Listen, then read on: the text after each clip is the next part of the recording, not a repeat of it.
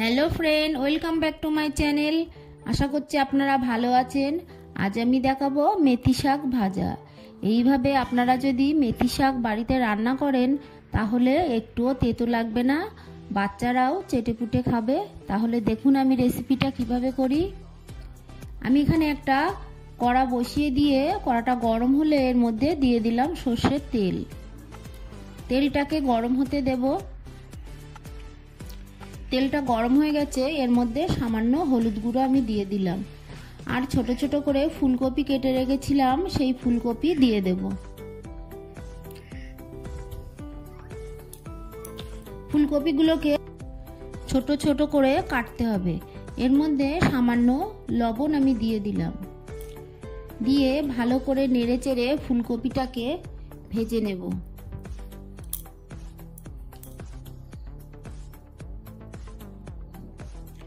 খুব কড়া করে আমি ভাজবো না, ফুলকপিটা একটু ভাজা হয়ে গেলে এর মধ্যে এবার দিয়ে দেব কেটে রাখা আলু। একটা মিডিয়াম সাইজের আলু আমি ছোট ছোট করে কেটে রেখেছিলাম, দিয়ে দিলাম। এবার এই আলু ফুলকপিটাকে নেড়ে চেড়ে ভালো করে ভেজে নেব। খুব লাল লাল করে ভেজে নেওয়া লাগবে না, একটু ভাজা হয়ে গেলে তুলে নেব। দেখুন এরকম হলে ফুলকপি আলুটাকে তুলে নিচ্ছি। এই তেলের মধ্যে আমি দিয়ে দেব কেটে রাখা বেগুন। একটা ছোট বেগুন আমি ছোট ছোট কুচি করে কেটে নিয়েছি। এর মধ্যে সামান্য লবণ দিয়ে বেগুনটাকে ভালো করে নেড়ে চেড়ে নিয়ে এর মধ্যে কেটে রাখা শিম আমি দিয়ে দিলাম। তিনটে বড় সাইজের শিম আমি ছোট ছোট করে কেটে নিয়েছি, নিয়ে ভালো করে শিম আর বেগুনটাকে ভেজে তুলে নিলাম। এবার এর মধ্যে দিয়ে দেব সামান্য সর্ষের তেল। তেলটাকে গরম হতে দেব। এবার এর মধ্যে আমি দিয়ে দেব শুকনো লঙ্কা। আমি 3টে শুকনো লঙ্কা এর মধ্যে দিয়ে দিলাম।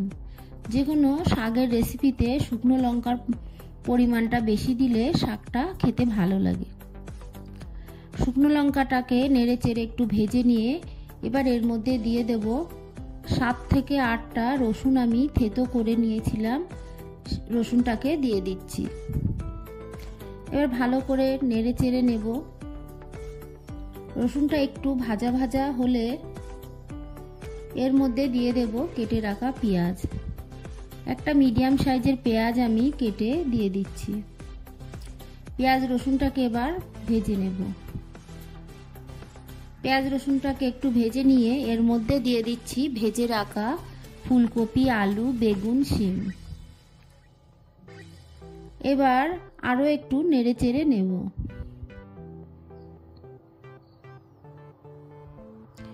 এবার এর মধ্যে আমি দিয়ে দেব কুচিয়ে নেওয়া মেথি শাক।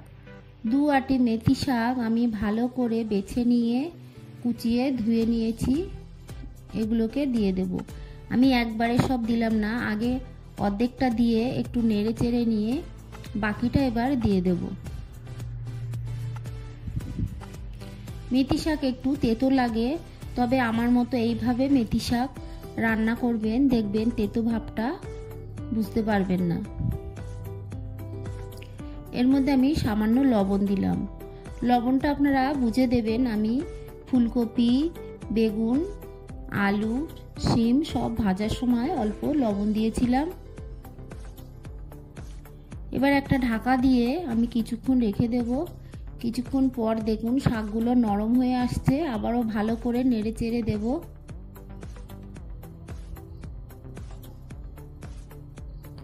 এর মধ্যে আমি দিয়ে দিলাম সামান্য হলুদ গুঁড়ো।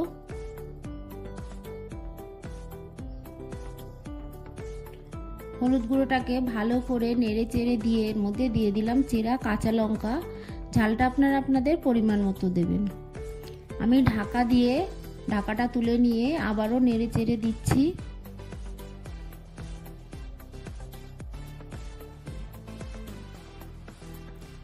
এবার আমি একটু চেখে দেখলাম লবণটা ঠিক আছে কিনা। লবণটা আমি একবারে বেশি দেইনি, যেহেতু অল্প অল্প করে আমি 2-3 বার লবণ দিয়েছি।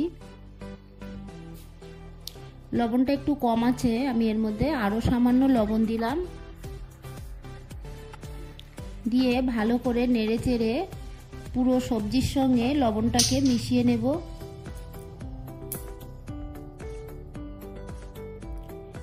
এবার আমি এর মধ্যে দিয়ে দেব খুব সামান্য চিনি। দেখুন, হাফ টিস্পুনেরও কম আমি চিনি দিলাম। চিনিটা অপশনাল, আপনারা চাইলে স্কিপ করবেন, তবে একটু চিনি দিলে যেহেতু মেথি শাক তেতো, চিনি দিলে ভালো লাগবে।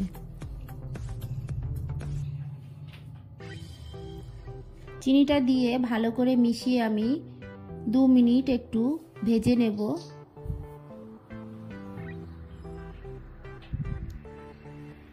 দু মিনিট পর আমি গ্যাসের ফ্লেমটাকে অফ করে দেব।